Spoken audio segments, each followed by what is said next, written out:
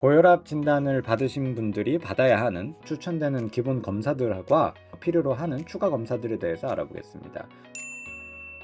이 검사들은 전반적인 건강 상태를 파악하고 혈압에 영향을 미칠 수 있는 다른 요인을 확인하는 데 중요한 역할을 합니다. 고혈압이 새로 진단된 모든 분들께 적용되는 기본 검사는 다음과 같습니다. 칼슘을 포함한 전해질, 그리고 혈청 크리아티닌 검사. 이 검사는 혈액 속 중요한 미네랄의 균형을 확인하고 신장 기능을 평가합니다.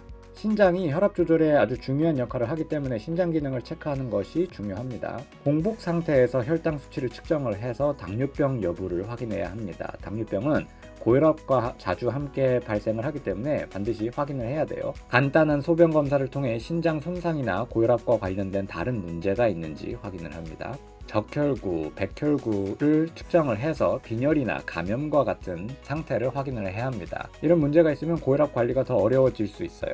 갑상선 기능이 혈압에 영향을 줄 수 있기 때문에 갑상선 기능 검사를 많이 합니다. 혈중 콜레스테롤 등 지방 수치를 확인하는 것도 중요해요. 높은 콜레스테롤 수치는 심장 질환의 위험을 높이기 때문에 고혈압이 있는 분들에서는 꼭 확인을 해줘야 합니다.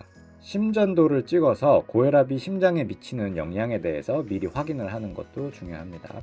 그리고는 특정 검사는 아니지만 앞으로 10년 내에 동맥경화성 심혈관 질환이 발생할 그 위험도를 계산을 할 필요가 있어요. 계산 결과에 따라서 필요하다면 더 적극적으로 고혈압을 치료를 해야 합니다. 지금까지 말씀드린 게 모든 분들에게 적용되는 기본 검사이고요. 지금서부터는 특정 상황에서 필요한 추가 검사에 대해서 알아보겠습니다. 당뇨병이나 만성 신장 질환이 있는 경우 소변에서 알부민이라는 단백질을 검사합니다. 소량의 알부민이 발견되면 심장 질환이 그만큼 증가할 수 있어요. 심장 초음파 검사는 심장 구조의 변화를 자세히 볼 수 있는 검사예요.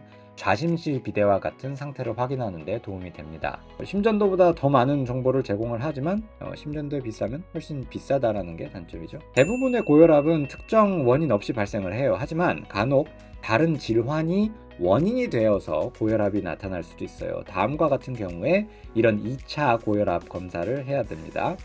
혈압이 매우 어릴 때 올라간 경우, 20대밖에 안 되는데 고혈압 이 정도가 심하다 이러면 2차성 고혈압을 의심할 수 있겠죠. 약을 먹어도 혈압이 도저히 조절이 안 돼. 2개, 3개, 4개의 약을 먹는데도 조절이 안 된다면 이거 그냥 일반 고혈압이 아니라 어떤 다른 원인이 있어서 발생한 2차성 고혈압이 아닌가 라고 의심을 해야 됩니다. 신장으로 가는 혈관이 좁아진 소리, 복부에서 청진기로 소리를 들었을 때 잡음이 들리거나 혈액 내 칼륨 수치가 많이 낮은 경우 2차성 고혈압을 의심을 해야 됩니다. 이렇게 다양한 검사를 통해 건강 상태를 꼼꼼히 확인하고 개개인에 맞는 치료 계획을 세우는 것이 중요합니다.